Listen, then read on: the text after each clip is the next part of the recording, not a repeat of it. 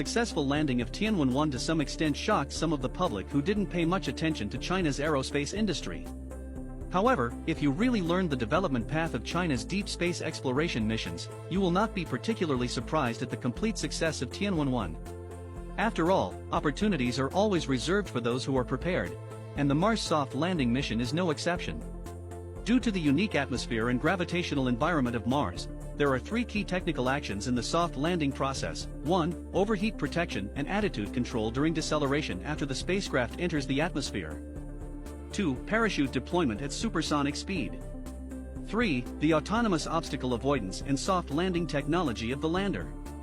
Similar to the Earth, Mars also has an atmosphere surrounding the surface, so the spacecraft must undergo violent friction with the Martian atmosphere before landing, and the surface temperature of the spacecraft can even be higher than 1000 degrees Celsius.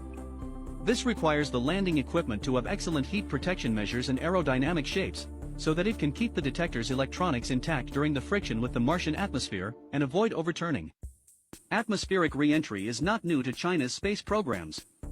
Looking back on the historical development trajectory of China's spacecraft re-entry, since 1999, the Shenzhou series of spaceships experienced severe friction with the atmosphere every time when capsules re-enter the Earth's atmosphere.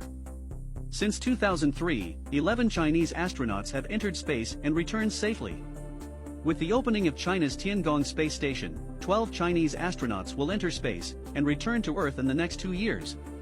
The Chang'e 5 T1 re-entry and return flight tester launched in 2014, and the Chang'e 5 return capsule, which retrieved the lunar soil and returned to the Earth in 2020, tested the safety and reliability of the spacecraft's re-entry into the atmosphere at the second cosmic speed. It can be said that key technologies such as aerodynamic shape design, attitude control, and thermal protection materials for the spacecraft's re-entry into the atmosphere were already well established and tested before Zhurong landed on Mars.